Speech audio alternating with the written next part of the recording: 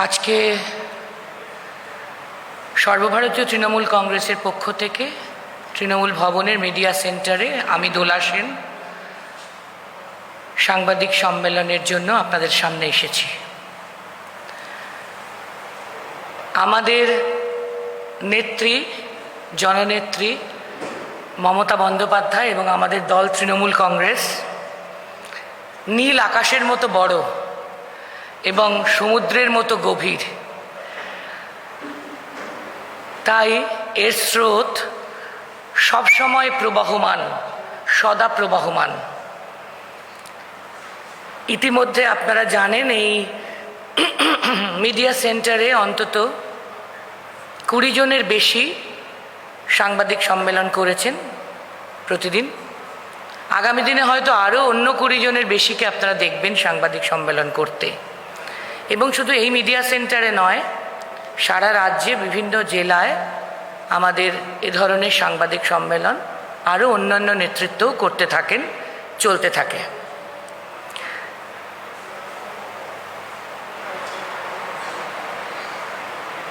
আপনারা জানেন গতকাল বাজেট ঘোষণা হয়েছে।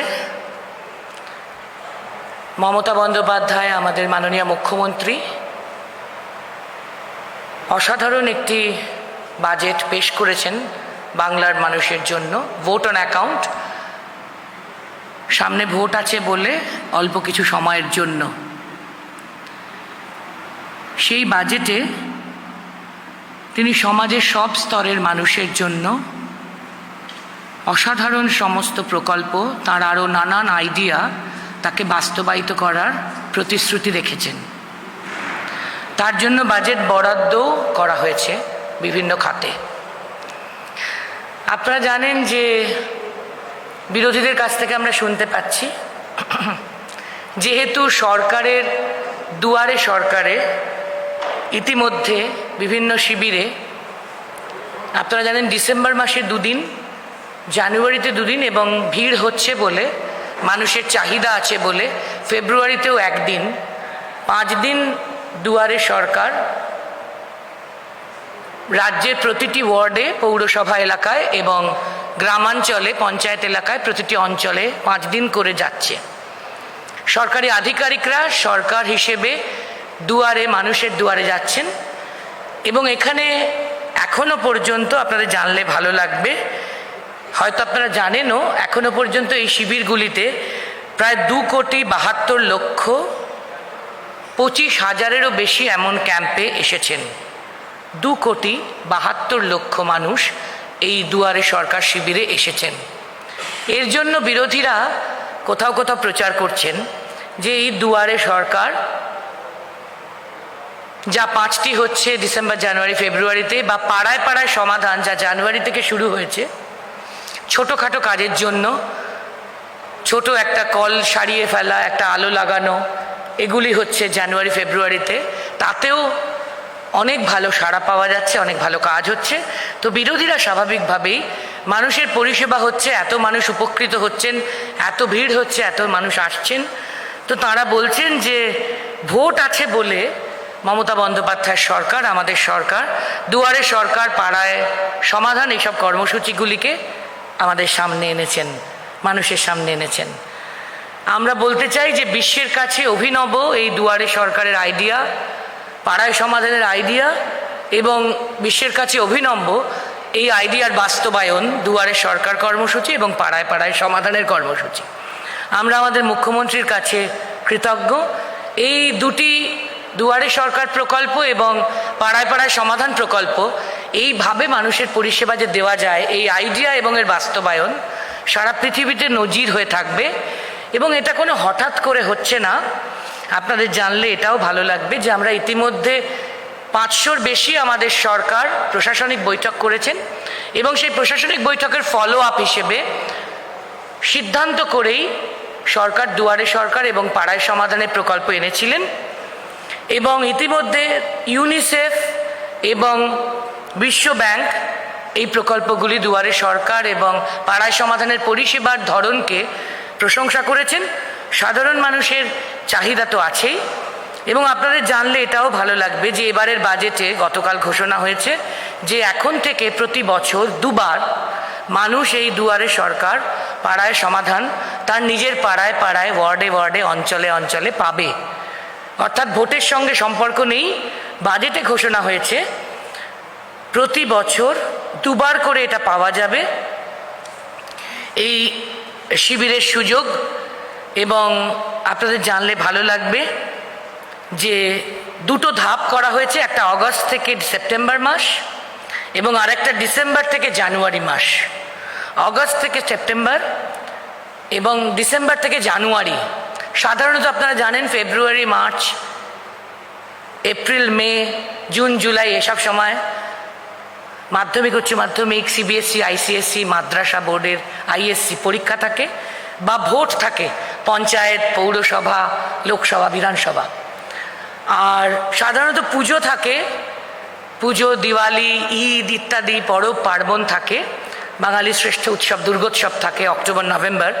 তাই আমাদের সরকার, মমতা বন্দ্যোপাধ্যায়ের সরকার, প্রথম ধাপ অগস্ট থেকে সেপ্টেম্বর মাস প্রতি বছর দুয়ারে সরকার পাড়ায় সমাধান করবেন এবং প্রতি বছর দ্বিতীয় ধাপে ডিসেম্বর এবং জানুয়ারি মাসে দুয়ারে সরকার এবং পাড়ায় পাড়ায় সমাধান করবেন।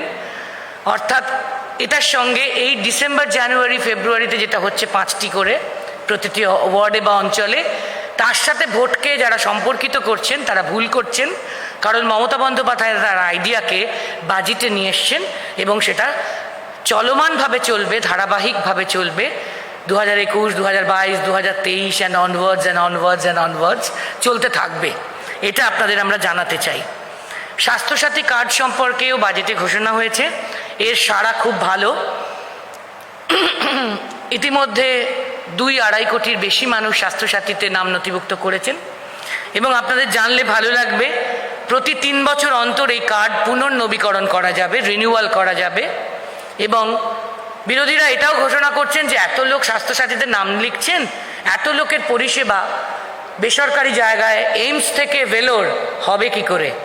আমরা জানাতে চাই গতকালের বাজেট ঘোষণায় আমাদের প্রিয় মুখ্যমন্ত্রী ঘোষণা করেছেন স্বাস্থ্যসাথী প্রকল্পকে এগিয়ে নিয়ে যাওয়ার উদ্দেশ্যে আগামী অর্থবর্ষে, শুধু কামিং ফিনান্সিয়াল ইয়ারে এই ভোট অন অ্যাকাউন্টে জানানো হয়েছে 1,500 কোটি টাকা আমাদের সরকার বরাদ্দ করেছেন। 1,500 কোটি টাকা। একটু তুলনা করি আমরা আমাদের এই মামাটি মানুষের সরকারের সঙ্গে, মমতা বন্দ্যোপাধ্যায়ের মুখ্যমন্ত্রিত্বে এই রাজ্য সরকারের সঙ্গে কেন্দ্রের সরকারের। আপনারা জানেন কেন্দ্রের সরকার ইতিমধ্যেই 14 সাল থেকে প্রথমবার এবং 19 সাল থেকে দ্বিতীয়বার ক্ষমতায় এসে ইতিমধ্যেই নাম কিনেছে, যথেষ্ট সুনাম অর্জন করেছেন দেশ বিক্রি করে দেওয়ার ব্যাপারে। রেল থেকে ভেল, সেল থেকে বিএসএনএল তারা বেচে দিচ্ছেন। আমরা ওদের প্রচারে জেনেছি যে খুব বড় একজন চৌকিদারের কাছে, বাহুবলী মহাবলীর কাছে আমাদের দেশ এবং আমরা দেশের মানুষ সুরক্ষিত। কিন্তু খুবই দুর্ভাগ্যের বিষয়, আমাদের সুরক্ষা দেন যে জওয়ানরা, তারা যে অস্ত্র কারখানায় অস্ত্র তৈরি হয়, আর্মস এবং অ্যামিউনিশন, সেটা দিয়ে যে তারা নিরাপত্তা দেন, কখনো প্রাণও দেন ভারতের বিভিন্ন বর্ডারে, অনেক কঠিন কঠিন জায়গায়, পুলওয়ামা থেকে সিয়াচেনে, সেই অস্ত্রতেও, অস্ত্র কারখানা যে তৈরি হয় যেখানে অর্ডিন্যান্স ফ্যাক্টরি বোর্ড এবং অর্ডিন্যান্স ফ্যাক্টরিতে 42টি অস্ত্র কারখানা আছে, যার হেড অফিস কলকাতায়, সেখানে ইতিমধ্যেই 74% কর্পোরেটাইজেশন হয়েছে। অর্থাৎ চৌকিদার হচ্ছেন নিজেই এমন চৌকিদার যিনি শীত কেটে চোরকে বলছেন এখান দিয়ে চুরি করতে পারবি। অস্ত্র কারখানায় 74% কর্পোরেটাইজেশন মানে আলু পটলের মতো অস্ত্র কারখানার 74% বেচে দেওয়া হচ্ছে বন্ধু, বাহুবলী মহাবলীদের বন্ধু ব্যবসায়ীদের কাছে। আমরা বেসরকারি ব্যবসায়ীদের বিরোধী নই, কিন্তু অস্ত্রের মতন বিষয় যা দিয়ে দেশের নিরাপত্তা রক্ষিত হয় সেটা একটা কি সেক্টর। ভারতের রাষ্ট্রপতি, প্রধানমন্ত্রী, স্বরাষ্ট্রমন্ত্রী, প্রতিরক্ষামন্ত্রীর বাইরে কারুর জানার বিষয় না, আমাদের জানার কথা নয়। অথচ 74% কর্পোরেটাইজেশন মানে বেসরকারি বন্ধুরাও তার ইতিবৃত্ত সম্পর্কে জানবেন, তাই নিয়ে ব্যবসা করবেন। তাহলে আমাদের নিরাপত্তাও কি সুরক্ষিত এই চৌকিদারের হাতে? তো এই যে রেল থেকে ভেল, সেল থেকে বিএসএনএল বিক্রি করে দেওয়া হচ্ছে, আপনারা জানেন সাধারণভাবে মানুষ আমরা জানি যদি ত্রুটি থাকে আমাদের পরিবার পরিচালনায়, আমাদের যদি আর্থিক সঙ্গতি কম থাকে, তাহলে কি করে লোকে? বাড়ির সম্পত্তি, গয়না এসব বিক্রি করে। তো দুঃখের সঙ্গে বলতে হচ্ছে বিজেপি পরিচালিত যে কেন্দ্রের সরকার, তারাও এমন বাজেট পেশ করছে যাতে বিজেপিকে পরিবারের গয়না বিক্রি করতে হয়। মানে গয়নার মতোই ধরুন সরকারি রত্ন, এগুলি নবরত্ন বলে যা পৃথিবীতে বিখ্যাত ছিল, ভারতে বিখ্যাত ছিল, সেই রত্ন গয়না ধরতে পারেন আপনারা, তাকে বিক্রি করে দিচ্ছেন কেন্দ্রের সরকার, যেহেতু আর্থিক ঘাটতি বৃদ্ধি হয়েছে। এবং কতগুলি বিক্রি করছেন? ইতিমধ্যেই তাদের ঘোষণা অনুযায়ী 23টি রাষ্ট্রায়ত্ত সংস্থাকে তাঁরা 2,10,000 কোটি টাকায়, 23টি রাষ্ট্রায়ত্ত সংস্থাকে, যা ন্যাশনালাইজড, যা রাষ্ট্রীয়, যা রাষ্ট্রের, যা রাষ্ট্রায়ত্ত, যা পাবলিক এন্টারপ্রাইজ, যা পাবলিক সেক্টর আন্ডারটেকিং, যা আমার আপনার সকলের, যা মানুষের, যার ওপর ন্যাশনালাইজড বা রাষ্ট্রীয় হওয়ার জন্য সবার অধিকার, রাষ্ট্রের অধিকার, তাকে তেমন 23টি সংস্থাকে এরা বিক্রি করেছেন 2,10,000 কোটি টাকায়। এবং আরও 23-এর বেশি বিক্রির লিস্টে আছে। তার মধ্যে আপনারা সব নাম জানেন: rail, airport, Indian airlines, Air India, Bharat petroleum, LIC, bank, কয়লায় তো শুধু বেসরকারি নয়, 100% বিদেশিদের হাতে দেওয়া হবে। আমাদের খনিজ সম্পদ আমাদের মাটির তলা থেকে তো ওঠে, সেই কয়লা শিল্প তা ন্যাশনালাইজ ছিল 73 সাল থেকে, ইন্দিরা গান্ধী সরকার করেছিলেন। তাকে বিদেশি নয়, 100% প্রত্যক্ষ বিদেশি বিনিয়োগ করে বিদেশিদের হাতে তুলে দেওয়া হচ্ছে, বেচে দেওয়া হচ্ছে। এই 2,10,000 কোটি টাকায় 23টি রাষ্ট্রায়ত্ত সংস্থাকে বেচে আর্থিক ঘাটতি পূরণের জন্য মরিয়া হয়েছে আমাদের সরকার।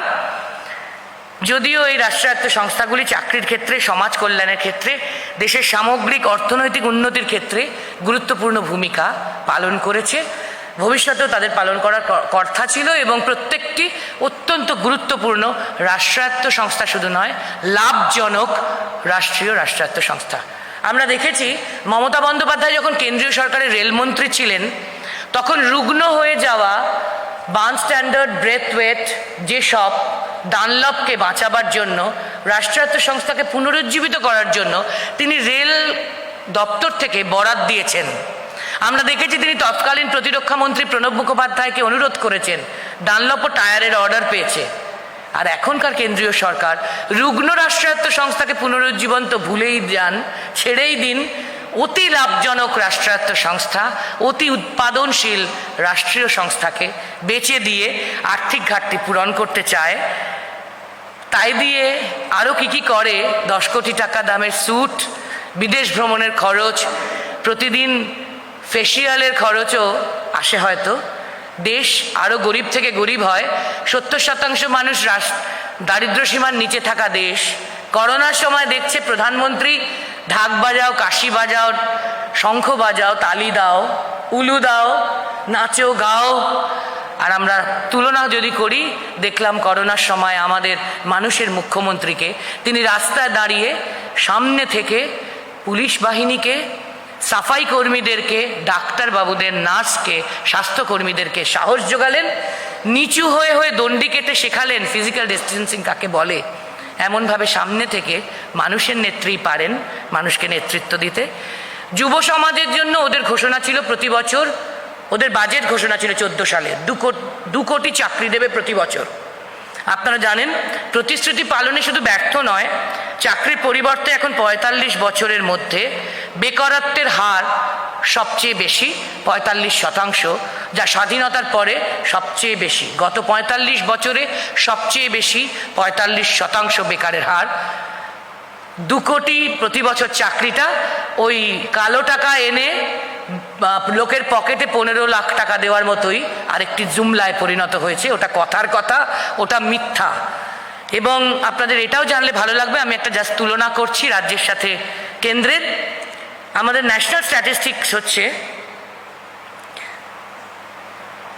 আনএমপ্লয়মেন্টের রেট ন্যাশনাল যখন 23.48%, 23.48%, আনএমপ্লয়মেন্ট রেট, বেকারত্বের হার, তখন বাংলায় বেকারত্বের হার, আনএমপ্লয়মেন্ট রেট হচ্ছে 17.41%, 17.41%। একটা অঙ্গরাজ্যে সীমিত ক্ষমতা নিয়ে সিপিএমের 2,03,000 কোটি টাকা ধার এবং যত রেভিনিউ আর্নিং হয় তার বেশি চক্রবৃদ্ধি হারে সেই সুদ আসল শোধ করেও এত প্রকল্প, 64টা প্রকল্প, দুয়ারে সরকার, পাড়ায় সমাধান, তারপরেও বেকারত্বের হারকে, কেন্দ্রীয় সরকারের জাতীয় গড় হারকে তিনি অনেকটা পিছনে ফেলে 17.41% নিয়ে এসেছেন বেকারত্বের হারকে। এটা বলতে পারার জন্য আমি বাঙালি হিসেবে, মমতা বন্দ্যোপাধ্যায় সৈনিক হিসেবে গর্ব অনুভব করছি। ভারতে 1 কোটি চাকরি করোনার সময় খোয়া গেছে, কিন্তু এই অতিমারির সময়ও, করোনা মহামারীর সময়ও বাংলার বেকারত্ব 40% হ্রাস পেয়েছে। আপনাদেরকে ধন্যবাদ জানাবো। আপনারা নিশ্চয়ই আমাকে আর কিছু প্রশ্নও করতে পারেন, আপনারা জানতে চাইলে একটু পরে। তার আগে, প্রশ্ন করার আগে আমি ডেকে নেব ডেরেক, আমাদের সম্মানীয় রাজ্যসভার দলনেতা এখানে আছেন, প্রতিদিনই তিনি আমাদের সকলকে সহযোগিতা করেন। এখানে আমি ডেকে নেব আমাদের অনেক টিভি মিডিয়ার সব বন্ধুদেরকে। সোহমও আসতে পারো, যদি একটা চেয়ার একটু দিয়ে দাও। সোহম আমাদের দলের যুবর দায়িত্বে থাকা একজন গুরুত্বপূর্ণ ছেলে, যদিও সে আমাদের ভাই। সোহম, সে টিভি নয়, সিনেমার অত্যন্ত পরিচিত মুখ, পরিচিত হিরো। আমি আপনাদের সঙ্গে পরিচয় করিয়ে দিচ্ছি। আজকে জয়নিং সম্পর্কে একটা ছোট্ট কথাই শুধু বলবো। আমাদের যেটা দিয়ে শুরু করেছিলাম, আমাদের এই সাংবাদিক সম্মেলনের মতোই আমাদের প্রতিদিন এখানে শুধু এরকম ছোট ছোট কিছু কিছু জয়নিং হয় তাই নয়, সারা রাজ্যে বিভিন্ন জেলাতেও নানান স্তরে জয়নিং হয়। তার কারণ আমি শুরুতেই বলেছি, আমাদের মমতা বন্দ্যোপাধ্যায় নীল আকাশের মতো বড়, সমুদ্রের মতো গভীর, এর স্রোত ধারা সদা প্রবাহমান। সমস্ত মানুষ এবং সমাজের সমস্ত স্তরের বিশিষ্ট মানুষেরা মমতা বন্দ্যোপাধ্যায়ের সঙ্গে আসতে চান। তাই তার একটা ছোট অংশ আজকে আপনাদের সামনে আমি হাজির করার সুযোগ পেয়েছি। আমার সঙ্গে আছেন, আপনারা চেনেন, রনিতা, জনপ্রিয় অভিনেত্রী, টিভিতে বাহা করে প্রথম নাম করেছিল, ধন্যী মেয়ে, ইষ্টি কুটুম সহ অনেক বিখ্যাত ধারাবাহিকে অভিনয় করেছেন। সৌপ্তিক চক্রবর্তী আরেক জনপ্রিয় টিভি স্টার, তিনি জলনুপুর ধারাবাহিকের জন্য তিনি বিখ্যাত হয়েছেন। এছাড়াও জয় বাবা লোকনাথ ধারাবাহিকে তিনি নাম ভূমিকায় অভিনয় করেছেন। এখানে আছেন জনপ্রিয় অভিনেত্রী, আপনারা চেনেন তাকে, শ্রীতমা ভট্টাচার্য। তিনি, আপনারা দেখেছেন বড় ঝিলিক হিসেবে তাকে মা ধারাবাহিকে, ইচ্ছে নদী এবং মা ধারাবাহিকে তিনি সুনাম অর্জন করেছেন টিভি সিরিয়ালে। আর একজন জনপ্রিয় অভিনেত্রী টিভির, দিশা রায়চৌধুরী, মহাপ্রভু শ্রী চৈতন্য ও জয় বাবা লোকনাথ ধারাবাহিকে তিনি অভিনয় করেছেন। আমি তাদের সকলকে মমতা বন্দ্যোপাধ্যায়ের এই তৃণমূল কংগ্রেস দলে, আমাদের দলে স্বাগত জানাই। তাদের সকলকে আমি পতাকা দেব এবং তারা নিশ্চয়ই আমাদের দলে, যেমনভাবে তারা সিরিয়ালে, আমি তো সিরিয়ালের খুব ভক্ত, মাঝরাতে জেগে জেগে একটু একটু দেখি, সেজন্য সবার সাথে আমি একটু পরিচিত টিভি সূত্রে, দেখার সূত্রে। তো আপনারাও পরিচিত হবেন এবং অভিনেতা অভিনেত্রী হিসেবে এরা যেমন সকলের মন জয় করেছে, আমরা নিশ্চিত তৃণমূল কংগ্রেসের কর্মী হিসেবে, মমতা বন্দ্যোপাধ্যায় সৈনিক হিসেবেও এরা সকলের মন জয় করবে।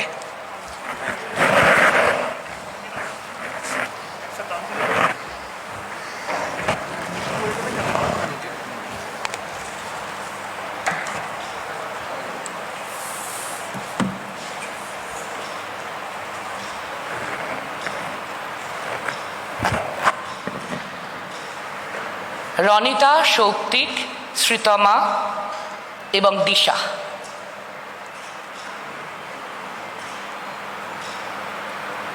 Thank you.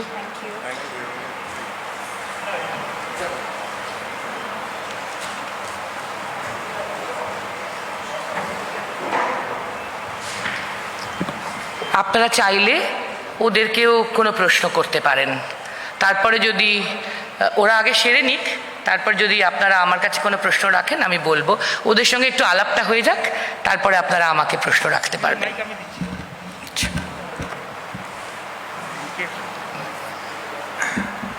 কেউ কিছু জিজ্ঞেস করতে চান, ওদের সঙ্গে কেউ আলাপ করতে চান, বা আপনারা কেউ কিছু বলতে চান নিজে থেকে?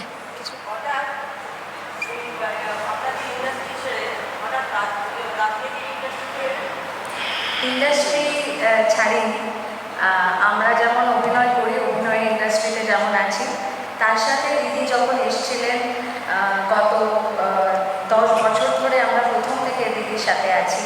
এতদিন পাড়া প্রতিবেশী হিসেবে ছিলাম, সবসময় থাকতাম, দিদিকে খুব ভালোবাসি আমরা। আজকে তৃণমূলের সদস্য হলাম আমরা, এবং বাড়ির লোক হলাম, এবং সমস্ত কাজ যা আমাদের দায়িত্ব দেওয়া হবে আমরা যথাসম্ভব তা পালনের চেষ্টা করব।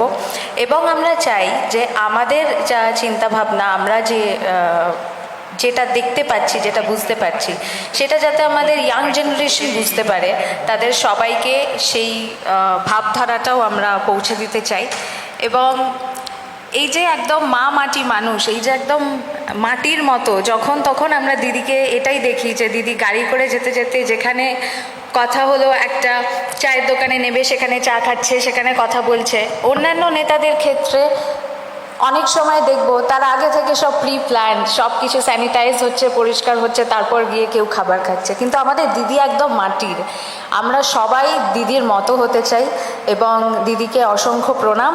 তাই শুরু করছি, আপনারাও আশীর্বাদ করুন যাতে অভিনয় জগতে আমরা যেমন কাজ করেছি, আপনাদের হয়তো ভালো লেগেছে, এখানেও যাতে আমরা ভালো করে কাজ করে মানুষের পাশে থাকতে পারি। Thank you.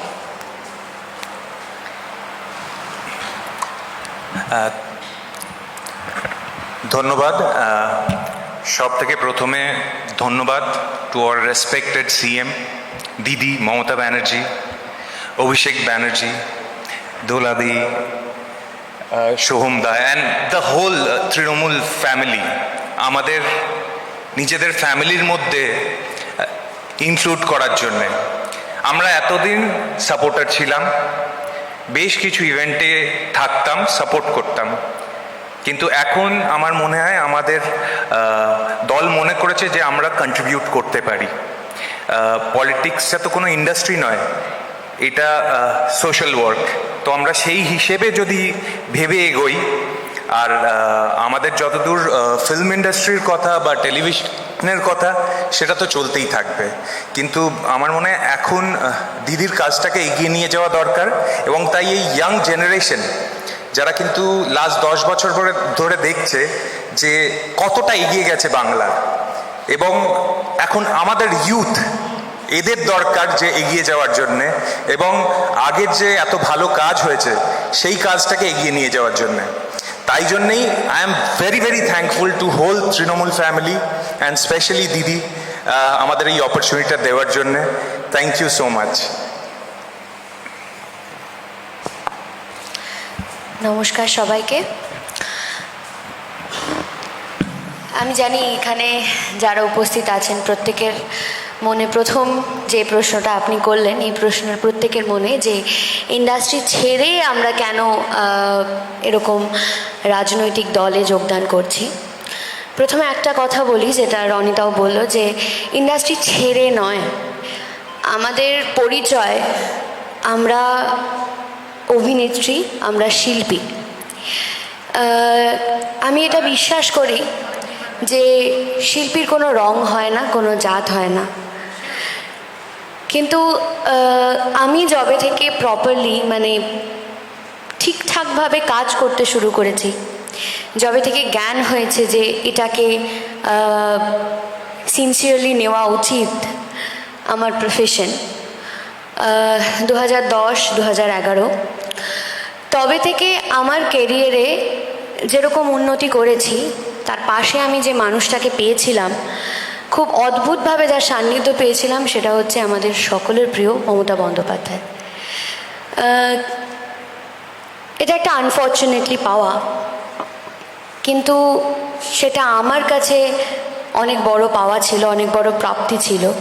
প্রত্যেকটা মুহূর্তে, প্রত্যেকটা পদে পদে তার আশীর্বাদ পেয়েছি, তার সাহায্য পেয়েছি, অনেক প্রবলেমে তার অনেক রকম হেল্প পেয়েছি।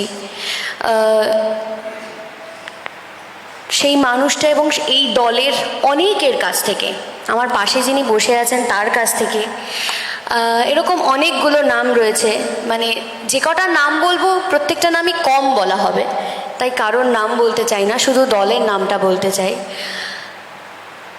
আমরা এখানে যারা যারা উপস্থিত আছি, যেই যেই ভাগে ভাগে আমরা জয়েন করছি অনেকে, আমরা বলবো না আমরাই ঠিক কাজ করছি, যারা জয়েন করছে না তারা ভুল কাজ করছে। ঠিক ভুল এটা প্রত্যেকের আলাদা আলাদা সিদ্ধান্ত।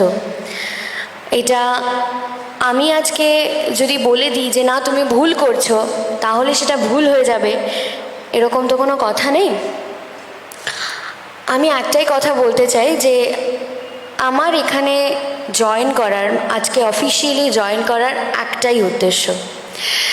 আমার বাবা একজন অনেক বড় মাপের সমাজসেবী ছিলেন, তিনি আজ আমাদের মধ্যে নেই, কিন্তু তার অনেক বড় একটা ইচ্ছে ছিল যে আমি এই দলের সঙ্গে থেকে কাজ করি।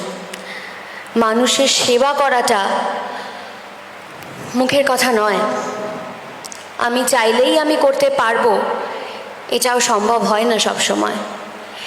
তাই একটা দলের মধ্যে থেকে, যে দলের ভরসা পেয়েছি এতগুলো বছর ধরে, তার মধ্যে দিয়ে আমি মানুষের সেবা করতে চাই। আশা করি আমি পারবো। আপনাদের সকলের আশীর্বাদ আমার সঙ্গে থাকবে। আমি কিচ্ছু জানি না, আমি আজকে জয়েন করে আমি বলছি আমি কিচ্ছু জানি না, আমি কিচ্ছু পারি না। আমাকে এই দলের প্রত্যেকটা মানুষ শিখিয়ে পড়িয়ে নেবে। আমি একটাই জিনিস পারি করতে, সেটা হচ্ছে আমার চেষ্টা। আমি চাই মানুষের সেবা করতে, এই চেষ্টাটা নিয়ে আমি এই দলে যোগদান করেছি। আশা করি আমাদের সকলের প্রিয় দিদি মমতা বন্দ্যোপাধ্যায় এবং এই দলের প্রত্যেকটা সদস্য আমার পাশে থাকবে, আমাকে সাহায্য করবে। আমরা যেমন ছোটোবেলায় বর্ণপরিচয় পড়ি, অ আ ক খ, তো আমার আজকের থেকে শুরু হলো সেই জার্নিটা। দোলাদি আছে, দিদি আছে, প্রত্যেকটা মানুষ আছে, মদনদা আছে, অনেক বড় বড় লিডাররা আছে, যাদের হাত ধরে অ আ ক খ এগুলো আমি শিখবো, এইভাবে মানুষের সেবা করব। আমি এটুকুই চাই, এটাই আমার ভরসা। আমি আশা করব আপনাদের প্রত্যেকের আশীর্বাদ আমার সঙ্গে থাকবে এবং আমি এগিয়ে যেতে পারবো আমার এই লক্ষ্যে। ধন্যবাদ। নমস্কার। ওদের মতো আমিও এক কথাই বলবো, আমরা হয়তো সবাই এই প্রফেশন থেকে এসেছি, কিন্তু আমি যেটা ব্যক্তিগত বলবো যে যখন দিদিকে আমি মানে দিদির জার্নিটা পুরো জেনেছি বা শুনেছি, উনি কিভাবে স্ট্রাগল করেছিলেন, উনি শুরুর থেকে কিভাবে প্রত্যেক মানুষের পাশে দাঁড়াতে চেয়েছিলেন, এবং আজকে দিদি সবার পাশে আছেন। এবং সবথেকে বড় কথা, উনি করোনা পরিস্থিতিতে যেভাবে মানুষের জন্য ভেবেছেন এবং পথে যেভাবে নেমেছেন, অনেকে হয়তো অনেক বড় বড় কথা বলেছেন, কিন্তু এরকমভাবে পথে নেমে এরকম এত ভাবতে আমি দিদিকে ছাড়া আর কাউকে দেখিনি। এবং যখন আমফান এলো তখনও দিদিকে দেখেছি যে মানে কোথাও দাঁড়িয়ে মনে হয় যে ওনার ঘর চলে গেছে। সাধারণ মানুষের জন্য ওনার যে কষ্ট, ওনার যে বেদনা, অনেকে অনেক কথা বলেছে, কিন্তু দিদির চোখে মুখে দিদির সর্বদা মনে হয়েছে আমার বাড়ির একজন কেউ। এবং দিদির প্রত্যেকটা কাজ, প্রত্যেকটা পদক্ষেপ মানে ভীষণভাবে আমাকে নাড়া দিয়েছে। এবং দিদি একজন মেয়ে হয়ে, সবথেকে বড় কথা, আজকের দিনে মেয়েদের স্বাধীনতা, মেয়েরা সব মানে এই যে নিজেরা নিজেদের কিছু করার জন্য যে এগিয়ে আসছে, সেইটার পেছনে কিন্তু আমার তো মনে হয় একমাত্র দিদিই আছে। মেয়েরা এরকম স্বাধীনভাবে রাস্তাঘাটে বেরোতে পারছে, নিজেদের পায়ে দাঁড়াতে পারছে, নিজেদের অধিকার নিতে পারছে। আজকে যাতে মেয়েদের কোনো কষ্ট না হয়, বা গ্রাম বাংলার মানুষের যাতে কোনো কষ্ট না হয়, আজকে রাস্তা থেকে শুরু করে কোথাও যেন কোনো মানুষের অসুবিধে না হয়, যখন যার অসুবিধা হয়েছে দিদি কিন্তু তার বাড়িতে ছুটে গেছে, তার পাশে ছুটে গেছে, এবং একজন ঘরের মানুষ হিসেবে ছুটে গেছেন। কখনো দিদিকে মনে হয়নি না উনি জাস্ট এসছেন চলে গেছেন, ওরকম কখনোই মনে হয়নি। তাই দিদির কাজ দেখে এবং তার সব কিছু দেখে মনে হয়েছে যে আমিও যদি কিছু করতে পারি। তো আজকে সবাইকে ধন্যবাদ যে আমাকে সেই সুযোগটা দেওয়ার জন্য। আমি চাইবো এখানে দিদিরা রয়েছে, সোহমদা রয়েছে, সবাই, এবং দিদি আছেন, তো সবাই আমরা একেবারে শুরু থেকে আমরা কিছুই জানি না, আমাদের হাতে ধরে সব কিছু শেখানো। আমরা চেষ্টা করব যে মন প্রাণ দিয়ে যেন আমরা যেরকমভাবে বাড়িতে মায়েদের সঙ্গে সবার সঙ্গে যেরকম কাজ করি, দেশের সঙ্গে যেন আমরা দিদিদের হাত ধরে, দাদাদের হাত ধরে সেইভাবে দেশের সঙ্গে কাজ করতে পারি। ধন্যবাদ।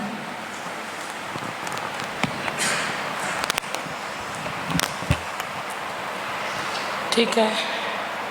দিদি, আজকে জেপি নাড্ডা আজকে তিনি প্রথম র্যালি করছেন, বিজেপির যে রথযাত্রা তার আজকে উদ্বোধন হচ্ছে, এই প্রসঙ্গে কিছু বলবেন? এবং তার পাল্টা হিসেবে তৃণমূল কংগ্রেসের কি সেভাবে কোনো র্যালি বা কোনো রকমের পরিকল্পনা রয়েছে আগামী সময়? প্রথমত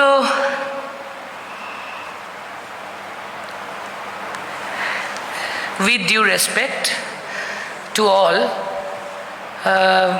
বিজেপির কোনো কিছুর পাল্টা তৃণমূল কংগ্রেসকে করার কথা ভাবতে হয় না। আমরা বিশ্বাস করি, বাংলার মানুষও বিশ্বাস করেন, মমতা বন্দ্যোপাধ্যায় এবং তৃণমূল কংগ্রেস হচ্ছেন মানুষের পক্ষের। আর 14 সাল থেকে বিজেপি কেন্দ্রে সরকারে আছে, মানুষের পক্ষের কোনো ভূমিকা বিজেপিকে নিতে দেখা যায়নি। তারা মানুষের বিপক্ষের শক্তি হিসেবেই মানুষ তাদের মনে করেন। তাই তাদের পাল্টা কোনো কর্মসূচির কথা আমাদের ভাবতে হয় না। শুধু রথযাত্রা প্রসঙ্গে বলবো, কোনো কোনো জায়গায় বিজেপির তরফে আমরা শুনছি পারমিশন দেওয়া না দেওয়া এসবকে কেন্দ্র করে অনেক মন্তব্য। আমরা ফ্যাক্টটা বলে দিতে পারি, আপনারা হয়তো জেনেছেন, রাজ্য সরকার কোনো রথযাত্রার অনুমতি দিতে কখনো অস্বীকার করেনি। এর দাবি যারা করছেন সেটা বিজেপির একান্ত অপপ্রচার। আসল বিষয় হলো, বিজেপির পক্ষ থেকে একজন পদাধিকারী, বিজেপি দলের একজন পদাধিকারী আমাদের রাজ্য সরকারের মুখ্য সচিব, চিফ সেক্রেটারির কাছে রথযাত্রার 5টি 6টি রথযাত্রার অনুমতি চেয়ে চিঠি পাঠিয়েছিলেন।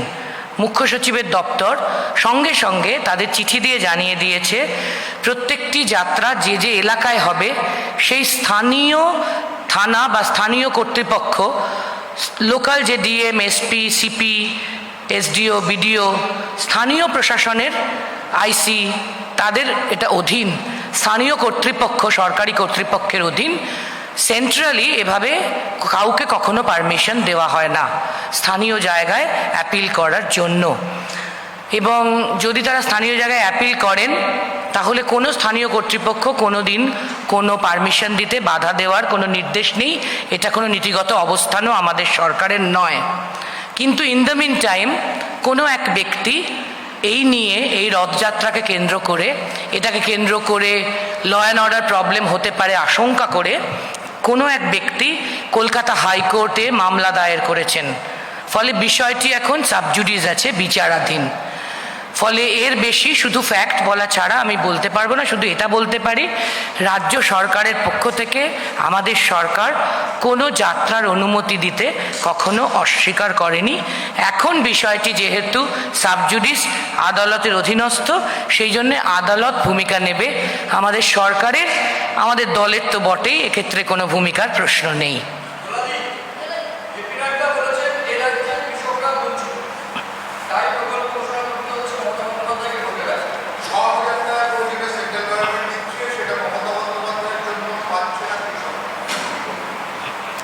আপনি করে নেবেন প্রশ্ন।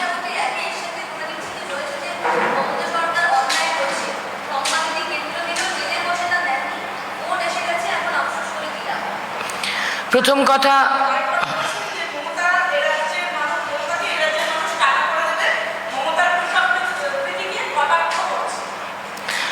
কথা, আমি বলবো যে মমতাকে এ রাজ্যের মানুষ টাটা করে দেবেন, এই স্বপ্ন জেপি নাড্ডারা দেখুন।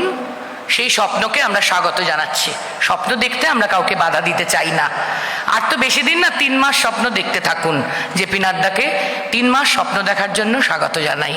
দ্বিতীয়ত বলবো যে কৃষকদের বিষয়ে আমার প্রথম উত্তর থাকবে, জেপি নাড্ডা মহাশয় হয়তো জানেন না বা মনে নেই, একটু আমরা বলতে চাইবো যে কৃষকদের পক্ষে যে মমতা বন্দ্যোপাধ্যায়, এর জন্য কোনো প্রকল্প রেফারেন্স আমাদের দেওয়ার দরকার হয় না।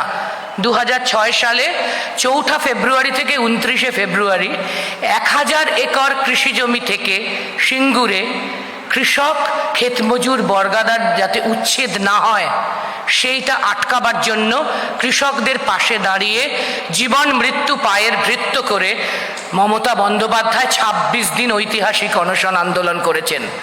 স্বাধীনতা সংগ্রামের ইতিহাসে জাতির জনক মহাত্মা গান্ধীর পর সারা জীবনের মতো ভারতবর্ষের ইতিহাসে মানুষের পাশে দাঁড়ানোয়, কৃষকের পাশে দাঁড়ানোয় নিজের জীবন তুচ্ছ করে 26 দিনের ঐতিহাসিক অনশন করে মমতা বন্দ্যোপাধ্যায়ের নাম স্বর্ণাক্ষরে লেখা হয়ে গেছে।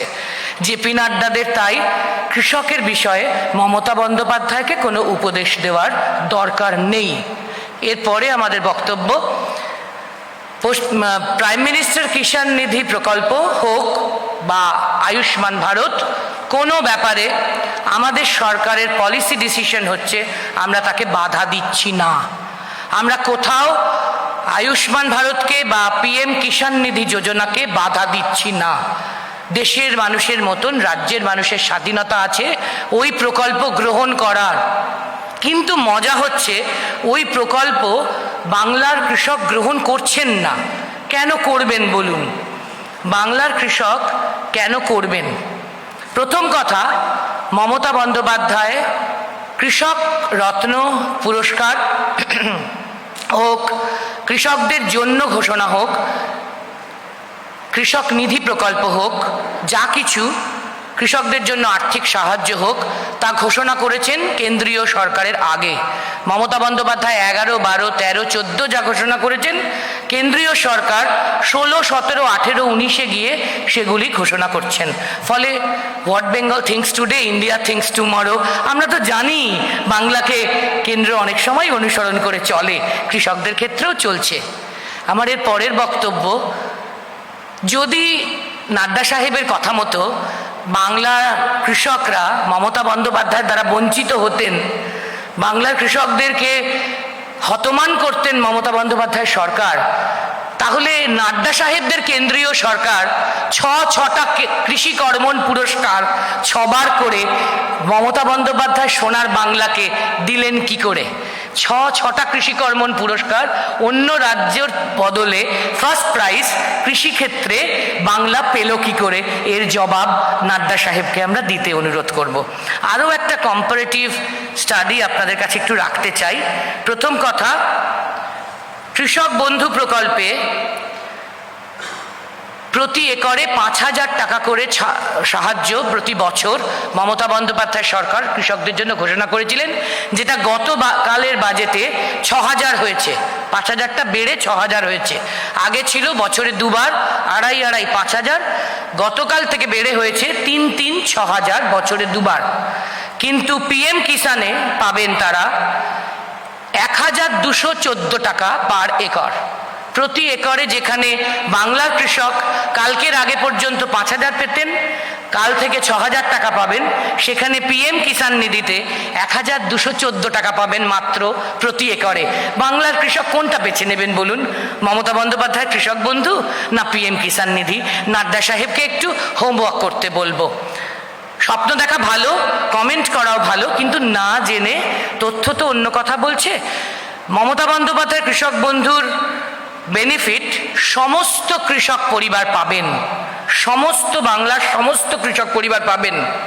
আর পিএম কিষাণ নিধির প্রকল্পের বেনিফিট পাবেন কেন্দ্রীয় সরকারের শুধু 2 হেক্টর পর্যন্ত যাদের জমি আছে সেই কৃষকরা, শুধু 2 হেক্টর পর্যন্ত যাদের জমি আছে, অর্থাৎ সীমিত সংখ্যক কৃষক, তারাই এই পিএম কিষাণ নিধি পাবেন। মমতা বন্দ্যোপাধ্যায়ের কৃষক বন্ধু পাবেন সবাই, অর্থাৎ মমতা বন্দ্যোপাধ্যায়ের কভারেজ হচ্ছে 100%, কেন্দ্রীয় সরকারের কিষাণ নিধির কভারেজ হচ্ছে 92%। কে এগিয়ে বলুন? নাড্ডা সাহেব তো অঙ্ক নিশ্চয়ই জানেন। আচ্ছা, ইন্স্যুরেন্সের প্রিমিয়াম, শস্য বীমা হোক, যে কোনো ফসল যদি পুড়ে যায়, জ্বলে যায়, সরকারি সাহায্যে যে ক্রপ ইন্স্যুরেন্স, তার বিমা, পুরো বিমাটা প্রিমিয়াম দেওয়া হবে স্টেট গভর্নমেন্টের তরফে। মমতা বন্দ্যোপাধ্যায়ের ঘোষণা হচ্ছে কৃষক বন্ধুর সমস্ত ধরনের প্রিমিয়ামের টাকা, ক্রপ ইন্স্যুরেন্স সহ সমস্ত বিমার টাকা সরকার নিজেরা দেবে, প্রিমিয়াম দেবে স্টেট গভর্নমেন্ট। আর পিএম কিষাণ নিধি বলছে বিমার টাকা, প্রিমিয়ামের টাকা দেবে ফার্মার। ফার্মাররা কোনটা বেছে নেবে বলুন? নিজেরা প্রিমিয়াম দেবে না গভর্নমেন্ট দেবে? তো এমনি 10 গোল খেয়ে গেছেন নাড্ডাবাবুর, সেটা বলার সময় মনে নেই। মিছিলে একটু জোশ রাখতে হয়তো কর্মীদের জন্য কি করবেন। আচ্ছা, মমতা বন্দ্যোপাধ্যায়ের কৃষক বন্ধুতে আছে, কেউ যদি মারা যান 18 থেকে 60 বছরের মধ্যে, তাহলে সেই কৃষক পরিবারে 2 লক্ষ টাকা ক্ষতিপূরণ তারা পাবেন। খবর নিয়ে দেখুন, নেটে তো আছে, দেখে নিন আপনারা। পিএম কিষাণ নিধিতে এমন মৃত্যুকালীন ক্ষতিপূরণের কোনো হিসেব নেই। 2 লক্ষ টাকা পাবেন মমতা বন্দ্যোপাধ্যায় কৃষক বন্ধু প্রকল্পে। 18 থেকে 60 বছরের মধ্যে কৃষক পরিবারের কেউ মারা গেলে মৃত্যুকালীন ক্ষতিপূরণ সরকার দেবে তার পরিবারকে ব্যাংক অ্যাকাউন্টে।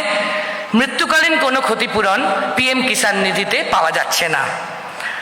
আর আপনারা যদি খেয়াল করেন কতজন বেনিফিশিয়ারি কিস্তিতে কিস্তিতে কৃষক বন্ধু এবং পিএম কিষাণ নিধির টাকা নিচ্ছে, স্ট্যাটিস্টিক্যালি যদি দেখেন পরিসংখ্যান, বাংলার কৃষক বন্ধু এটা ওভারটাইম ইনক্রিজ হচ্ছে, আর পিএম কিষাণ নিধি ওভারটাইম ডিক্রিজ। তার ফার্স্ট ইনস্টলমেন্ট পাচ্ছে হচ্ছে 10.3 কোটি, আর ফিফথ ইনস্টলমেন্ট পাচ্ছে কমে গিয়ে 6.5 কোটি। আর মমতা বন্দ্যোপাধ্যায় 100 জন, 10 কোটি তো 10 কোটি সবাই পাচ্ছেন, কমছে না, বরং ক্রমশ এটা ওভারটাইম ইনক্রিজ হচ্ছে। আর একটা শুধু বলবো, 2018-19 একটা পরিসংখ্যান, একটা রিপোর্ট কার্ড আপনাদের বলছি।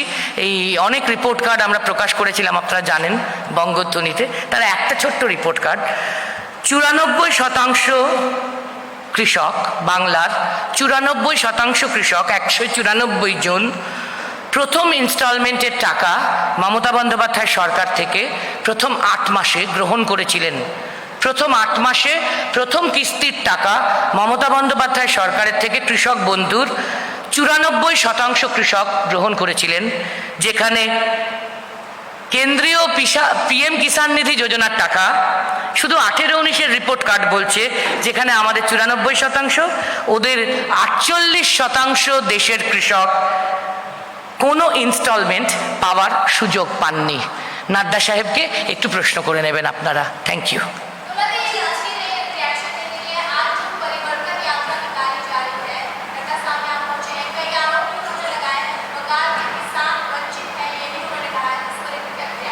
আপনি বলুন।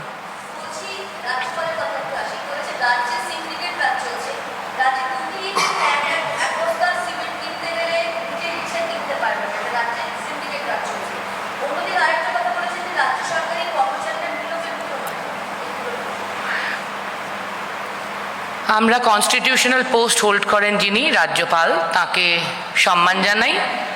এবং রাজ্যপাল গতকালের বাজেট বক্তৃতা নিজে উপস্থিত না থাকতে পারলেও সই করে দিয়েছিলেন এবং অনুমতিও দিয়েছিলেন মমতা বন্দ্যোপাধ্যায় সেই বাজেট পেশ করবেন। রাজ্যপাল মহাশয়ের কাছে জানতে চাইব, উইথ ডিউ রেসপেক্ট, গতকালের বাজেট বক্তৃতার সঙ্গেও তিনি সহমত, আবার এই কমেন্টের সঙ্গেও তিনি সহমত। আমরা বলতে চাই, রাজ্যপালের উক্তি হোক বা নাড্ডা সাহেবের উক্তি, বিজেপির নেতারা বা বিজেপি পাঠানো রাজ্যপাল মহাশয় যে কেউ যে কোনো মন্তব্য করুন, যে কোনো কুৎসা অপপ্রচার ষড়যন্ত্র করুন, যে কোনো স্বপ্ন দেখুন, তার আয়ু আগামী এপ্রিল-মে মাস পর্যন্ত। আমরা তাদের সবাইকে স্বাগত জানাই, তাদের কারুর বাধা নেই। মমতা বন্দ্যোপাধ্যায়ের বাংলায় গণতন্ত্র আছে, সবাই সব কিছু বলার সুযোগ পান। এ তো 34 বছরের সিপিএম শাসন নয় যে শুধু দলতন্ত্র, তাই সবার জন্য স্বাগত। কিন্তু আমরা জানি, পৃথিবীর ইতিহাস বারবার প্রমাণ করেছে, কুৎসা অপপ্রচার ষড়যন্ত্র, মিথ্যা, অন্যায় কোনোদিন শেষ কথা বলে না। শেষ কথা বলে সত্য, শেষ কথা বলেন ন্যায়, শেষ কথা বলেন মানুষ, এবং এক্ষেত্রেও শেষ কথা বলবেন বাংলার মানুষ। 21-এর ভোটের রেজাল্ট বেরোক, আপনারা দেখবেন শেষ কথা বলবে সত্য, শেষ কথা বলবেন ন্যায়, শেষ কথা বলবেন বাংলার মানুষ, এবং বাংলার মানুষের নেত্রী, জননেত্রী মমতা বন্দ্যোপাধ্যায় শেষ কথা বলবেন। তখন আপনারা এই সব নাড্ডা সাহেবের, রাজ্যপাল সাহেবের সব কুৎসার, সব প্রশ্নের জবাব পেয়ে যাবেন। মানুষ এই জবাব দেবে। আমরা নিজ মুখে, ভোটের মুখে মুখে ওদের জবাব দিতে চাই না। ওদের জবাব মানুষ দেবেন ভোটের মাধ্যমে। আমরা সেই জবাবের জন্য অপেক্ষা করে আছি। আপনারাও একটু অপেক্ষা করুন। আপনাকে আমি হিন্দিতে বলছি 1 মিনিট পরে, একটু বলে নিন।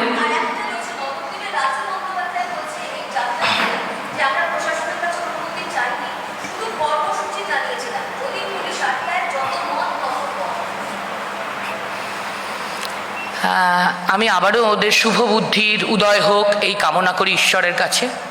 ঈশ্বর ওদের শুভ বুদ্ধির উদয় করে দিন, ওরা ভালো থাকুন, ওরা দীর্ঘজীবী হন, আর খারাপ খারাপ মন্তব্য করেও অনেক দিন বেঁচে থাকুন। আর আমরা জানি মমতা বন্দ্যোপাধ্যায় অত্যন্ত দক্ষ প্রশাসক। যেমন আমরা কোথাও কোনো যাত্রার অনুমতি দিতে বাধা দিইনি, তেমন ল অ্যান্ড অর্ডারের প্রবলেম কোথাও মমতা বন্দ্যোপাধ্যায় সরকার হতে দেবে না। প্রশাসক হিসাবে জঙ্গলমহলে মাওবাদী হামলার মোকাবিলা করে ইতিমধ্যেই ভারতবর্ষে এক্ষেত্রে মডেল সৃষ্টি করেছেন মমতা বন্দ্যোপাধ্যায়ের সরকার।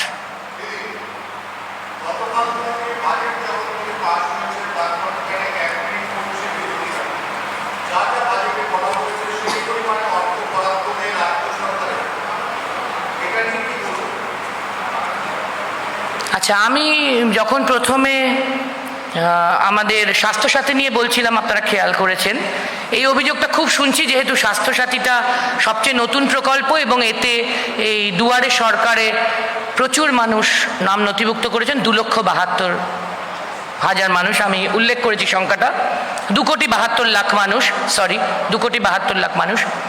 আমরা বলেছি ইতিমধ্যেই গতকালের বাজেট ঘোষণায় তার জন্য 1,500 কোটি টাকা এই ছোট বাজেটে ভোট অন অ্যাকাউন্টেই আমরা বরাদ্দ করেছি। অতএব ওদের চিন্তা করতে হবে না, ওদের সমস্ত চিন্তার জবাব মমতা বন্দ্যোপাধ্যায়ের ঝুলিতে আছে। সেই জন্যেই স্বাস্থ্যসাথীর জন্যেও 1,500 কোটি টাকার বাজেট বরাদ্দ হয়েছে, যাতে ওই 2,72,00,000 মানুষ স্বাস্থ্যসাথীর সুযোগ পান, পরিষেবা পান, এইমস থেকে ভেলোর। এবং আপনারা জানেন কোথাও যদি কেউ স্বাস্থ্যসাথী অ্যাপ্লাই করে কার্ড হাতে পাওয়ার আগেই অসুস্থ হয়ে যাচ্ছেন, দেখবেন যে কোনো প্রশাসনের কাছে গেলে, অ্যাপ্লাই করলে এমার্জেন্সি বেসিসে ডকুমেন্ট জমা দিলে হাতে হাত স্বাস্থ্যসাথী কার্ড আগেও দিয়ে দেওয়া হচ্ছে। সেটা তো আমরা টাকা দিতে পারছি বলেই, নইলে তো বেসরকারি হাসপাতালরা বিদ্রোহ ঘোষণা করত। আপনাদের কাছে কি কোনো বেসরকারি হাসপাতাল জানিয়েছে যে সরকার টাকা দিচ্ছে না? এত চিন্তা করবেন না প্লিজ, ওদের চিন্তা করতে বারণ করুন। আর কোনো প্রশ্ন না থাকলে আমি একটু হিন্দিতে যাব।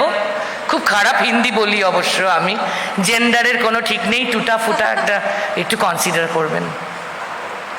আর কোনো বাংলা প্রশ্ন নেই তো? Thank you so much. आपका क्वेश्चन सिर्फ किसान के बारे में ही था ना?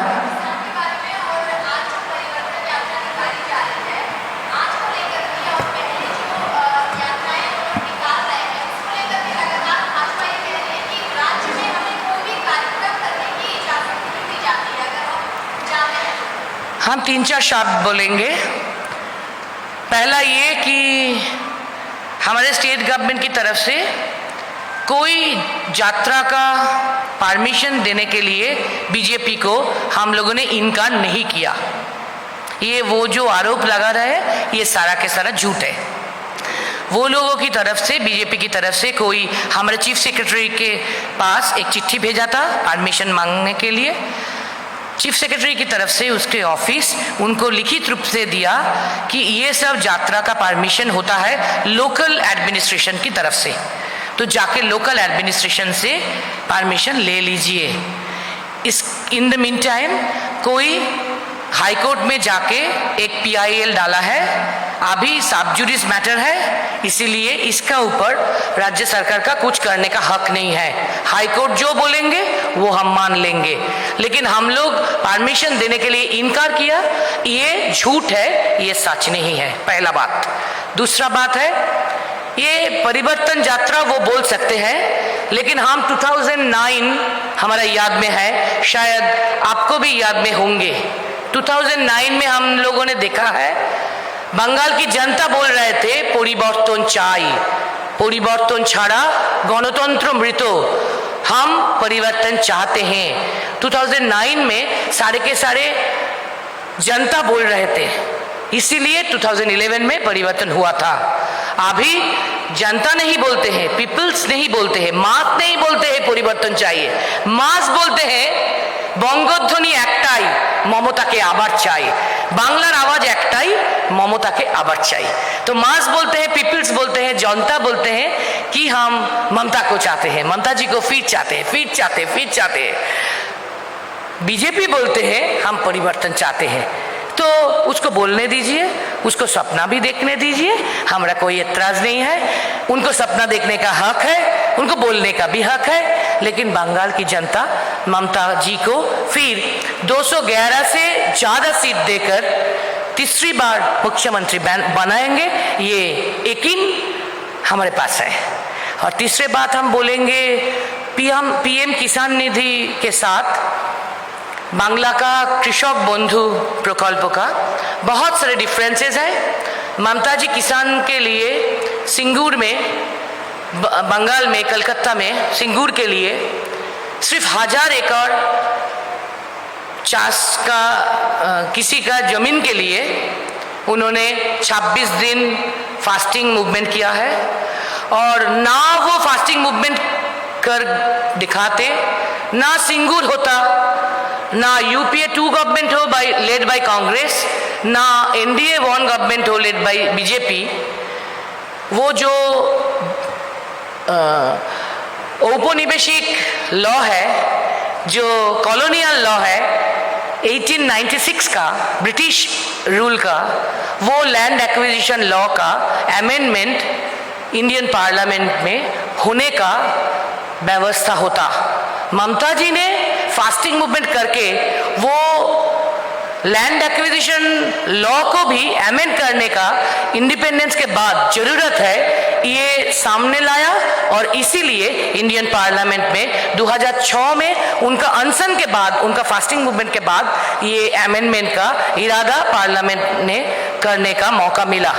उसके पहले कोई बीजेपी, कोई कांग्रेस और कोई गवर्नमेंट ने ये कॉलोनियल लॉ को अमेंड करने का भी नहीं सोचा, और बहुत सारे पॉइंट्स है, इसीलिए वो BJP lead government, central government भी बंगाल गवर्नमेंट को 6 बार कृषि कर्मण अवार्ड दिया था।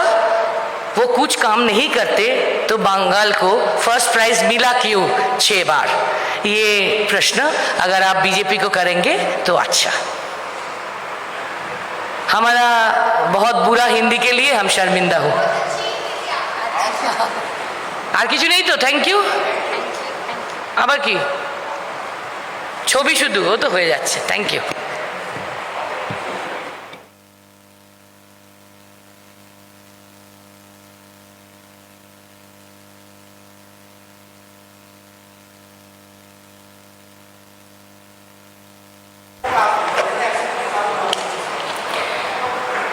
কৃষি কর্মণ পুরস্কারের মতো 100 দিনের কাজেও 7 বছর আমরা প্রথম পুরস্কার পেয়েছি।